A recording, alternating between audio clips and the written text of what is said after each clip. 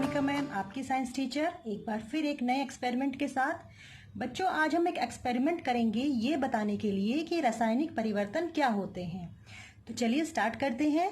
इसके लिए मैंने बच्चों देखो, ये एक मैग्नीशियम वायर है। देखो, ये मैग्नीशियम जो धातु होता है उसका तार है। तार कह सकते हैं आप, रिबन कह सकते हैं, इसे हम मैग्नीशियम रिबन भी कहते हैं। तो ये मैग्नीशियम रिबन मैंने लिया है और एक छोटा सा टुकड़ा मैंने इसका तोड़ लिया है। देखिए, अब हमें क्या करना है बच्चों, अब हम इस मैग्नीशियम वायर को इस मोमबत्ती के लो में जलाएंगे। तो चलिए देखते हैं क्या होता है फिर। तो बच्चों, ये मैंने मैग्नीशियम वायर ले लिया है। अब मैं इसे इस मोमबत्ती की लो में जलाऊंगी। मैग्नीशियम का रिबन या तार जब भी बच्चों जलता है, ये टुकड़ा जब जलेगा, आप देखना कितनी ब्राइट लाइट होएगी। ये बहुत ही चमकदार रोशनी के साथ जलता है।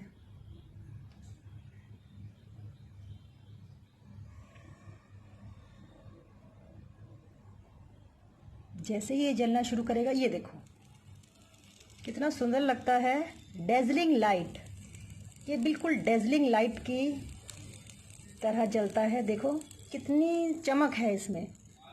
ये तार पूरा जल चुका है और जो इसकी जला हुआ भाग है, अब ये राख बन चुका है। इसे मैं इस बाउल में ले ये देखो, ये राख आ गई है और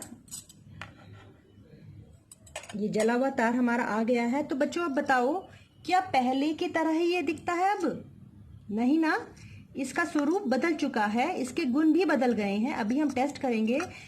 जब हमने मैग्नीशियम के रिबन को, मैग्नीशियम के टुकड़े को मोमबत्ती के लो में जलाया तो क्या हुआ बच्चों, ये एक नया पदार्थ बन गया जिसे हम मैग्नीशियम ऑक्साइड कहते हैं।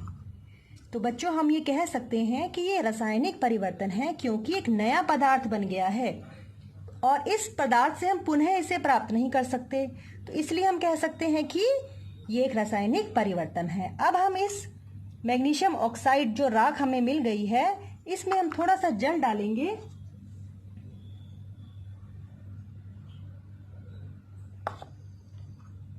ये देखो, और इस राख को जल में घोल लेंगे। तो बच्चों देखो, मैंने ये जो राख इकट्ठी करी थी, ये सारी राख मैंने इस जल में घोल ली है। अब ये मैग्नीशियम ऑक्साइड जब जल में घुला तो इसे हम कहते हैं मैग्नीशियम हाइड्रो ऑक्साइड। एक नया पदार्थ बन गया है जिसे हमने कहा मैग्नीशियम हाइड्रो ऑक्साइड।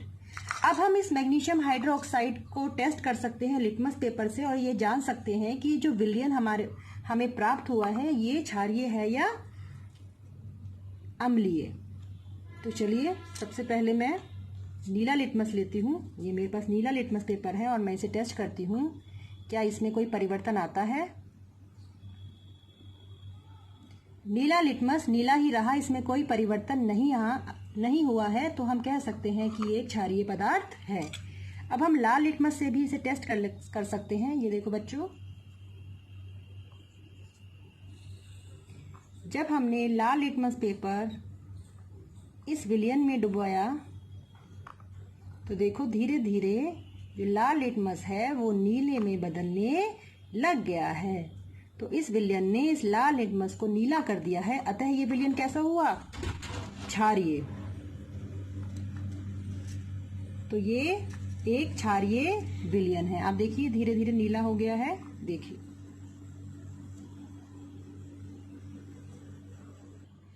तो बच्चों, आज हमने जाना कि जब हमने मैग्नीशियम रिबन को जलाया तो एक नया पदार्थ बन गया, राख बन गई, और वह राख एक नया पदार्थ था और उससे हम वापस मैग्नीशियम रिबन को प्राप्त नहीं कर सकते हैं। तो हम ये कह सकते हैं कि ये रासायनिक परिवर्तन है, क्योंकि रासायनिक परिवर्तन में एक या एक से अधिक नया पदार्थ बनता है जिससे पूर्व पदार्थ को प्राप्त नहीं किया जा सकता। जो आज हमने इस प्रयोग के माध्यम से सीखा कि रासायनिक परिवर्तन क्या होता है और इसे हम कैसे करके देख सकते हैं। फिर मिलते हैं एक नई एक्टिविटी के साथ, तब तक के लिए बाय बाय।